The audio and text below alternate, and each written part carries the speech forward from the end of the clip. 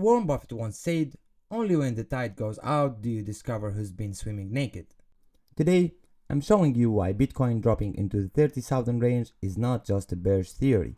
It's a mechanical probability based on many institutional pillars. Let's look at the data. First, we have to respect the cycle. Historically, Bitcoin peaks 12 to 18 months post-halving. We saw that climax in October 2025. Institutional reports from firms like Grayscale have always noted that these post-peak years, like 2026, are periods of expectation resetting. In every previous cycle, drawdowns have hit 70 to 80%. If we take our 126,000 peak and apply a standard 70% correction, that lands us exactly at 37,800. The math doesn't care about your huddle sentiment. Second, the market structure has changed.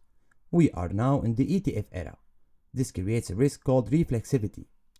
On February 5th, we saw a massive liquidity event that wasn't retail panic, it was mechanical. When institutional allocators rebalance their portfolios or face redemptions in funds like BlackRock's IBET, the issuers must sell the underlying Bitcoin. In a thin market, this creates a liquidity vacuum. If we lose the 53,000 support, there are almost no institutional buy walls until we hit the high 30s. Third, we have a massive macro pivot. Jerome Powell's term ends in May. The nomination of Kevin Warsh has introduced what JP Morgan calls policy uncertainty.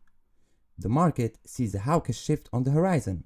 Without the oxygen of quantitative easing, and with the sticky inflation keeping rates higher for longer, the incentive for institutions to hold high volatility assets like Bitcoin diminishes. They will wait for a generational bottom, which historically occurs when the Fed is forced to pivot during growth shock. Fourth, let's look at the floor. Institutions use realized price, the average price at which all BTC last moved, as their ultimate fair value gauge. Right now that's sitting around 56,000, but look at 2018 and 2022. In a true bear market capitulation, price drops 30 to 40% below the realized price. If you apply that same institutional exhaustion metric today, the target is $35,000 to $39,000. That is where the smart money is actually setting their limit orders. Finally, let's talk about market mechanics. When Bitcoin breaks a major structural floor, it often enters what we call a one-sided auction.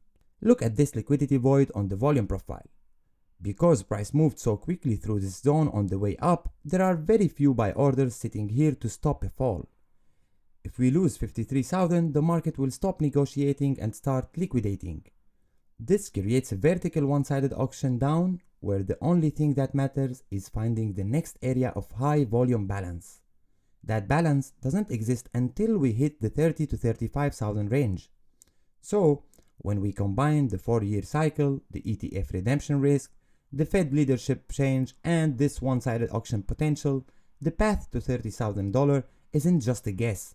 It's the market's natural way of searching for the strong hands.